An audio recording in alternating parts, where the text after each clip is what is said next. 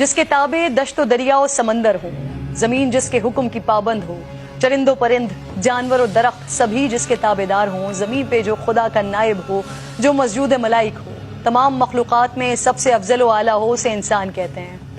یہ کتابوں میں پڑھا، علماء کرام سے سنا، لیکن جس نے صحرا و سمندر پر حکمرانی کر کے دکھائی، جس کے حکم پر لرزتی زمین ٹھہر گئی، سوکھا دریا جس کے خط سے جاری ہو گیا، جس کی چادر سے دہکتی آگ ٹھنڈی ہو گئی، جس کا واسطہ دے کر مجاہدین نے دریائے دجلہ میں گھوڑے دوڑا دیے، جو ممبر پر بیٹھ کر کوسوں دور کے حالات دیکھ لے، جو کہے یا ساریت الجبل اور ساریہ سن لیں، حکم پر عمل کریں اور فتح یاب ہوں،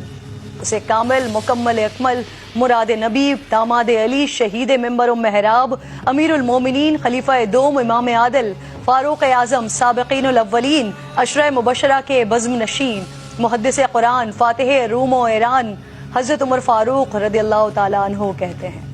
عالم کا سب سے کامیاب فاتح جس کی شخصیت کفر پر لرزہ برندہ۔ آج اس عظیم شخصیت کی شہادت کا دن ہے۔ ان کی زندگی ایسی کہ خود رسول خدا نے دامن دعا پھیلا کر مانگا، شہادت حق کی گواہی ایسی کہ فرشتوں نے بھی جشن منایا۔ آپ وہ صحافی جس نے سب سے پہلے اعلانیہ اسلام قبول کیا، آپ ہی کے قبول اسلام پر پہلی بار مسلمانوں نے اعلانیہ نماز ادا کی، آپ نے اعلانیہ ہجرت فرمائی، طواف کعبہ کیا اور کفار کو چیلنج دیا کہ یہ مت سوچنا کہ عمر چھپ گیا ہے یا بھاگ گیا ہے، میں ہجرت کر رہا ہوں، جسے اپنے بچے یتیم اور بیوی کو بیوہ کروانا ہو وہ آ کر مجھے روک لے۔ آپ نے جب اقتدار سنبھالا تو اعلان فرما دیا کہ میری جو بات بھی قابل اعتراض ہو مجھے اس پر سر عام ٹوک دیا جائے۔ آپ نے 22 لاکھ مربع میل پر حکومت، آپ نے ریاست مدینہ کو ریاست کی شکل دی،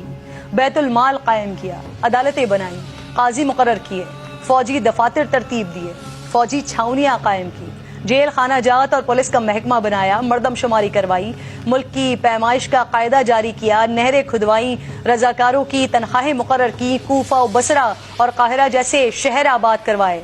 آج ہمارے حکمران کسی ایک منصوبے کا سنگ بنیاد رکھ دیں تو کریڈٹ لیتے نہیں تھکتے ہیں، لیکن حضرت عمر فاروق رضی اللہ تعالیٰ عنہ نے بغیر کسی ستائش کے کام انجام دیے۔ آج ہم بے نظیر کارڈ اور احساس پروگرام سے غریبوں کی زندگی بدلنے کی باتیں کرتے ہیں۔ آج سے 1400 سال قبل حضرت عمر فاروق رضی اللہ تعالیٰ عنہ گلی کوچوں میں گشت کر کے غریبوں کی خبرگیری کیا کرتے تھے۔ احساس ذمہ داری اتنی تھی کہ فرماتے تھے کہ اگر فرات کے کنارے کتا بھی پیاس سے مر جائے تو اس کی جواب دہی مجھ سے ہو۔ آج توشہ خانہ اور لندن کی منی ٹریل مانگنے پر حکمران غصے میں آ جاتے ہیں،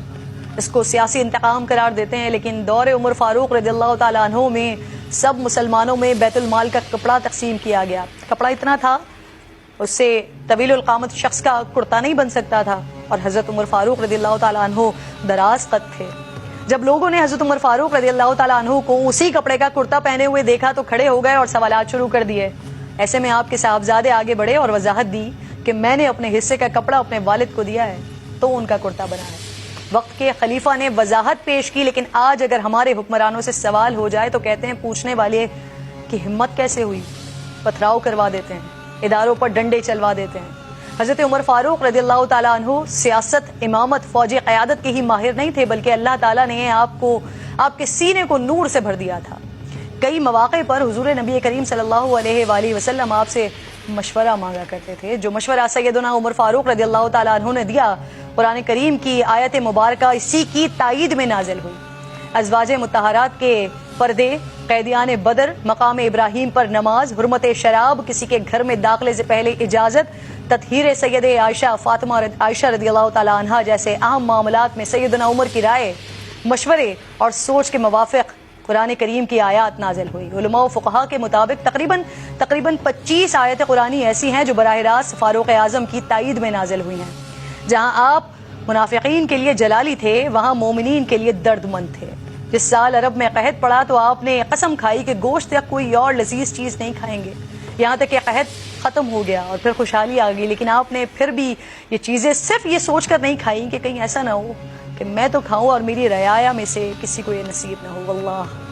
کاش کے نام عمر استعمال کر کے حکمرانی کا تاج حاصل کرنے کے خواہش مند ان کی زندگی کے صرف ایک پہلو پر بھی عمل کر لیں تو پاکستان کا نظام تبدیل ہو جائے۔ آج نہیں تو کل یقیناً ایسا ہوگا۔ آج ایک عظیم شہادت کا دن ہے، اس لیے مختصراً شہادت عمر فاروق بھی بیان کر دیتی ہوں کہ نماز فجر کے دوران ایک مجوسی کافر ابو لولو فیروز نے زہر آلود خنجر سے آپ کے شکم مبارک میں 3 وار کیے۔ آپ بے ہوش ہو کر گر گئے اور حضرت عبد الرحمن بن عوف رضی اللہ تعالیٰ عنہ نے نماز مکمل کروائی۔ ظالم ابو لولو نے چاہا کہ کسی طرح مسجد سے باہر نکل کر بھاگ جائے، لیکن نمازیوں کی صفیں دیوار کی طرح حائل تھیں۔ اس نے اور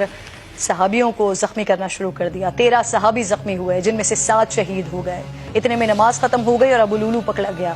جب اس نے دیکھا کہ میں گرفتار ہو گیا تو اسی خنجر سے اس نے اپنے آپ کو بھی ہلاک کر لیا۔ اور اس کے بعد جو حضرت عمر فاروق رضی اللہ تعالیٰ عنہ نے صحابہ کرام سے گفتگو کی اور جس طرح سے وہ پریشان تھے، جس طرح سے وہ رو رہے تھے کہ جب وہ اللہ رب ذوالجلال کے حضور حاضر ہوں گے تو وہ کیا جواب دیں گے اپنی رعایا کے لیے، یہ بھی ایک اپنی تاریخ کا بہت بڑا واقعہ ہے۔